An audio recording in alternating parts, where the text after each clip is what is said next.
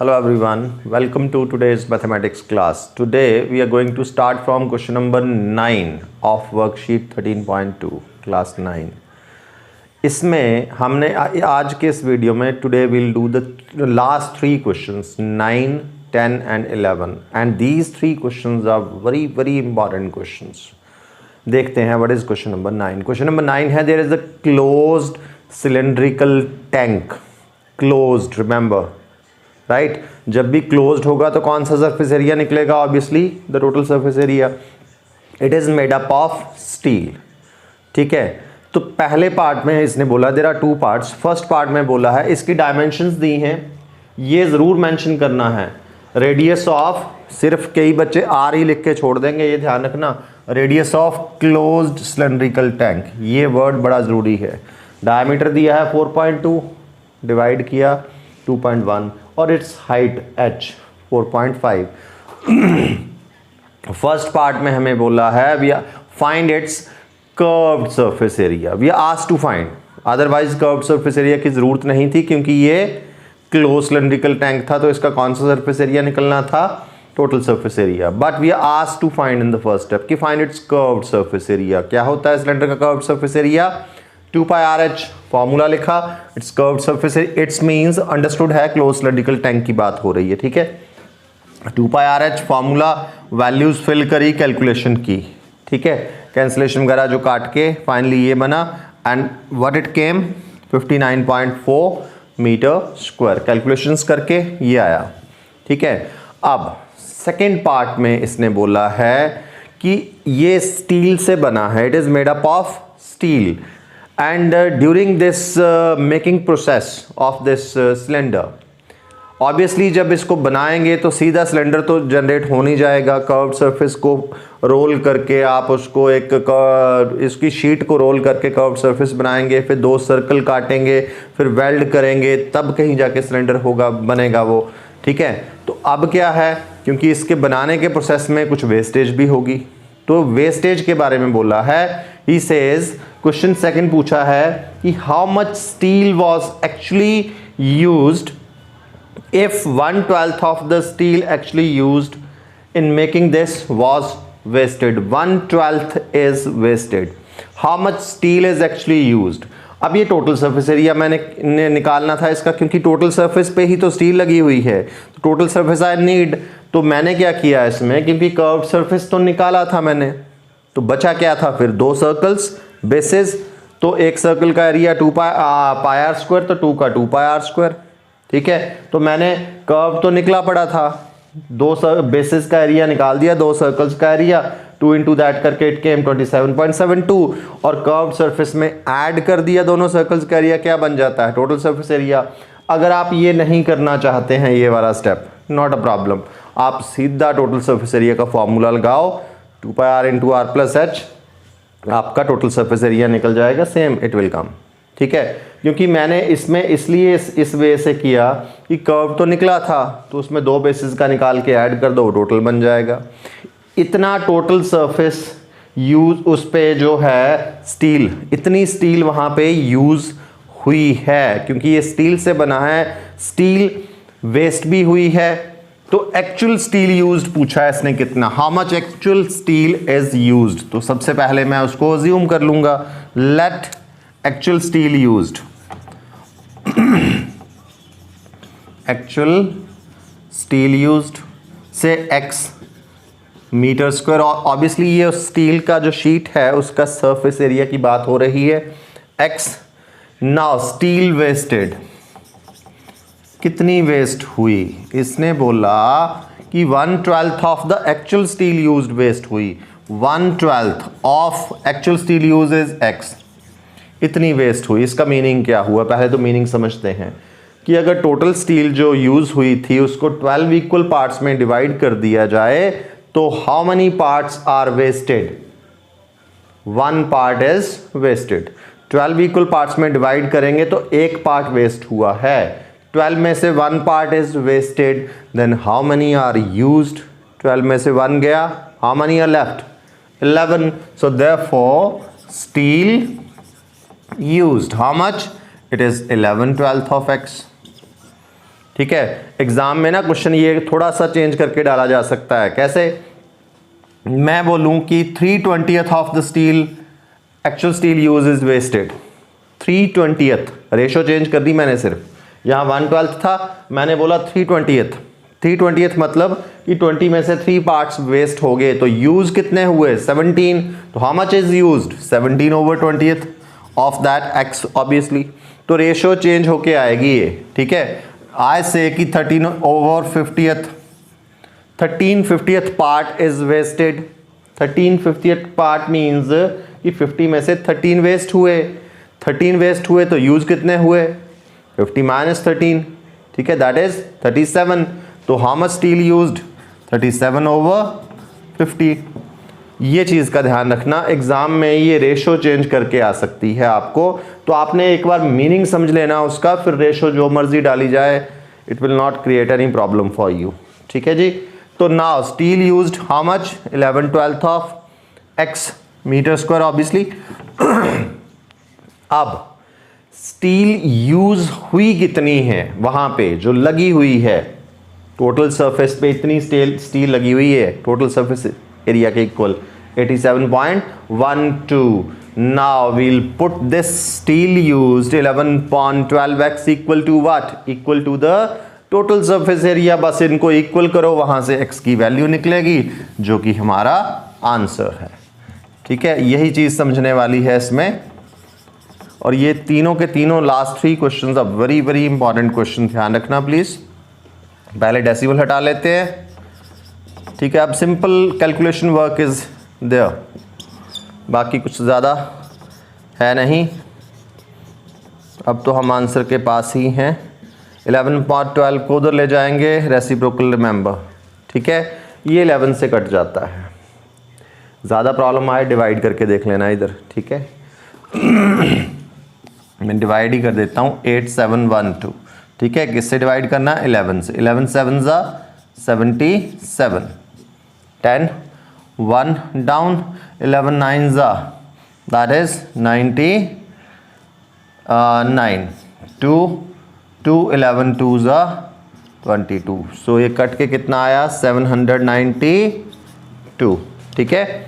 अब 12 से मल्टीप्लाई कर लो, 792 इंटू 12, 4 18 and 14 1 15, so 792, 4 8 2 10, 9 4 15 and 8 1 9। सो ये कैलकुलेशन करके आया मेरे पास 9504/100। एक चीज़ और ध्यान रखना, ऐसी कैलकुलेशन करते टाइम ना नीचे क्या था? 100, ठीक है। तो 100 को इससे आपने देखना कि कट तो रहा है, अभी काटा क्यों नहीं हमने? मैंने जानबूझ के नहीं काटा। कैलकुलेशन स्किल्स का ध्यान रखना है, क्योंकि अगर मैं यहाँ काट दूंगा पूरा तो कटना नहीं है, कुछ तो बच ही जाएगा। लास्ट में मुझे डिवीजन भी तो करनी पड़ेगी, फिर आप डिवीजन नहीं करनी पड़ रही। अगर मेरे को 10 की पावर्स में मेरा बेस है, डिनोमिनेटर है, तो डिवीजन नहीं करनी पड़ती इसमें, इसलिए मैंने इसको काटा नहीं था। It is 95.04। Now what was the question asked? What is the actual steel used, जो कि मैंने एक्स अज्यूम किया था। एंड में आंसर लिख देना, therefore actual steel used that is equal to 95.04 meter square. This is the solution of this question. Now we'll see the next question, question number 10. Question क्या है? इज वेरी सिंपल, बस थोड़ा understanding part है इसमें। There is a lamp shade. Lamp shade क्या shape होती है? It's a cylinder, ठीक है। कौन सा सरफेस होता है? Obviously the curved surface. Lamp shade में तो रेडियस, डायमीटर दिया था 20 सेंटीमीटर, रेडियस निकाल लिया 10, और उस लैम्प शेड की जो हाइट है ये वाली, दैट इज गिवन 30 सेंटीमीटर, ठीक है। अब करना क्या है इसको? It is to be covered with decorative cloth. एक डेकोरेटिव क्लोथ लगाना है इसको कवर करने के लिए। ऑब्वियसली वो डेकोरेटिव क्लोथ कहाँ है? यहाँ से तो खुला होता है लैम्प शेड, ओपन। कौन सा सरफेस होता है? सिर्फ इसका कर्व्ड सरफेस ओनली, ठीक है। तो अब क्लोथ लगेगा कहाँ? ऑब्वियसली उसके कर्व्ड सरफेस पे लगना है, राइट। समझने वाली बात है, calculations are very easy. So curved surface पे लगना है तो कर्व्ड सरफेस एरिया निकालना है, सिंपल सा काम है इतना। लेकिन यहाँ पे क्या बोला? यहाँ पे बोला a margin of 2.5 centimetre is given for folding over top and bottom, मतलब जितनी हाइट है लैम्प शेड की 2.5 सेंटीमीटर ऊपर को थोड़ा एक्स्ट्रा लेना है हाइट उसकी क्लोथ की, और 2.5 सेंटीमीटर नीचे थोड़ा एक्स्ट्रा लेना है। ठीक है, 2.5 ऊपर और 2.5 नीचे एक्स्ट्रा रखना है क्लोथ, सो दैट उसको अंदर फोल्ड किया जा सके। जैसे ये एक्स्ट्रा रखा है तो इस क्लोथ को अंदर को फोल्ड करना है, ये नीचे रखा है इसको अंदर को फोल्ड करना है। ठीक है, ये दिया 2.5 सेंटीमीटर टॉप पे एक्स्ट्रा, 2.5 सेंटीमीटर बॉटम पे एक्स्ट्रा, टोटल एक्स्ट्रा कितना हो गया 2.5 प्लस 2.5 5। अब हमसे पूछा है कि बताओ कि टोटल क्लोथ कितना लगा है, तो what he is asking actually the surface area of cloth used. हुआ कहां है यूज, कर्व सरफेस पे ही हुआ है, बस डिफरेंस इज इस क्लोथ की जो हाइट होगी, इसकी हाइट कितनी है 30, तो उसमें आपने 5 प्लस करना है, that is the height of the cloth required, plus 5 करना, दैट इज एच। इसको एच मत लेना क्योंकि हमें इसके लैम्प शेड की हाइट नहीं चाहिए, उसका सरफेस एरिया थोड़ी निकाल रहे हैं हम, तो निकाल रहे हैं उस क्लोथ का सरफेस एरिया। ठीक है, अगर ये चीज ना दी होती तो जो जितना कर्व्ड सरफेस था वही था, लेकिन ये दी है तो उसकी हाइट इंक्रीज हुई 5 सेंटीमीटर। कौन सा सरफेस एरिया निकालना है, obviously curved surface area. 2πr/h values डाली, कैलकुलेट किया, and this is the answer. What is this 2200 centimetre square. चलो now the 11th question, the last question of this worksheet, very very important question. Question क्या है, पहले मैं question समझा देता हूँ, then will see the solution. Question है कि एक स्कूल में एक कंपटीशन हो रहा है। ठीक है, कंपटीशन क्या है बच्चों का, वो they are asked to make pen holders, उनको पेन होल्डर्स बनाने को बोला है with the help of cardboard, cardboard से पेन होल्डर बनाने हैं। ठीक है, अब क्वेश्चन बोला है कि अगर उस पेन होल्डर के डायमेंशन दिए हैं, रिमेंबर जब पेन होल्डर की बात होगी तो पेन होल्डर सिलेंड्रिकल ऑब्वियसली। ठीक है, पेन होल्डर आपको पता ही है, या मैं ये एग्जांपल ले लेता हूँ ज़्यादा विजिबल होगा ये।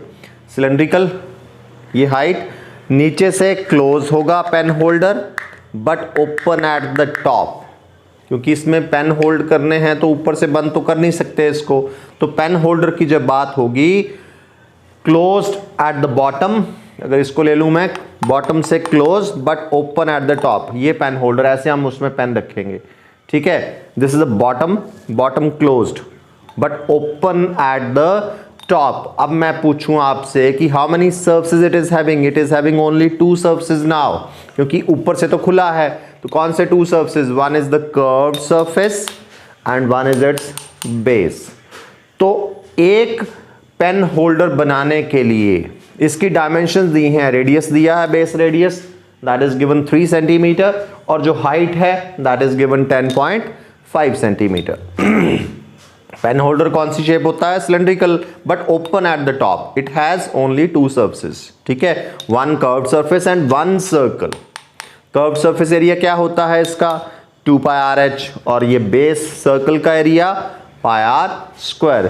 तो अब पहली बात है कि एक पेन होल्डर को बनाने के लिए कार्डबोर्ड से बनाने हैं, कितना कार्डबोर्ड रिक्वायर्ड है, तो that is 2πr/h, that is the curved surface area of this pen holder, plus lower base का, क्योंकि ओपन एट द टॉप है तो लोअर बेस का एरिया आएगा, एक ही सर्कल है, दैट इज ओनली πr²।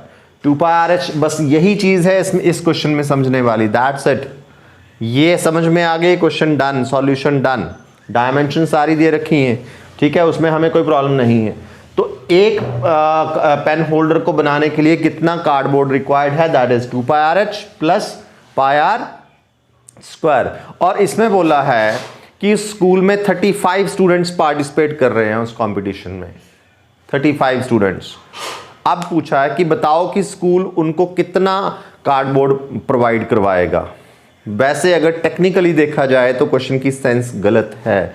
कहाँ पे गलत है, क्योंकि बच्चों ने कार्डबोर्ड से उसको बनाना है तो कटिंग पेस्टिंग करनी पड़ेगी उनको। कटिंग पेस्टिंग जहाँ पे होगी, कटिंग करेंगे वो, तो वेस्टेज तो मस्ट बी देयर। लेकिन इस क्वेश्चन में इसने वेस्टेज के बारे में बिल्कुल नहीं बोला है, वेस्टेज के बारे में बिल्कुल भी नहीं बोला है इसमें। ठीक है, तो इसमें क्योंकि इस क्वेश्चन में हमें वेस्टेज के बारे में तो बोला ही नहीं गया है, ठीक है, होगी ऑब्वियसली हमें पता है होनी है, लेकिन बोला ही नहीं है तो हम भी अपनी तरफ से एज्यूम नहीं करेंगे। अगर तो क्वेश्चन के अंदर हमें बोला है कि वेस्टेज है, जैसे स्टील टैंक वाले में किया था हमने, तो वो दैट वाज ओके। यहाँ नहीं दिया है तो हम अपनी तरफ से एज्यूम नहीं करके चलेंगे। हमने बस एक इतना सा निकालना कि एक पेन होल्डर बनाने के लिए कितना कार्डबोर्ड चाहिए, 2πr + πr², कैलकुलेशन कर ली, हियर इट इज। देखो ध्यान से, मैंने इसको डिवाइड नहीं किया 7 से, 7 से वैसे भी एग्जैक्टली डिवाइड नहीं होता है, डेसिमल में आना था आंसर इसका, ठीक है, अप्रॉक्स में आना था, क्योंकि 35 स्टूडेंट्स को सप्लाई करना है वो कार्डबोर्ड, तो एक बच्चे के लिए इतना, तो 35 के लिए ऑब्वियसली इंटू 35, जब इंटू 35 करना था तो 35 इज अ मल्टीपल ऑफ 7, तो 7 से वो कटना था। देखो आप यहाँ डेसिमल में चले जाएंगे, यहाँ भी आंसर डेसिमल में पहुंच जाएगा, ये नहीं आएगा, ठीक है। तो करना क्या है, आपने इसको रेशो में ही छोड़ना है, जब इंटू 35 करना है, area of cardboard required for 35 such pen holders into 35, ये कट जाएगा, ठीक है, मल्टीप्लाई किया, this is the answer 7920 centimeter square. So in this video we have done last 3 questions of this worksheet, and these are very important question from examination point of view also. I hope so ये question आपको अच्छी तरह से समझ में आ गए होंगे। Thank you.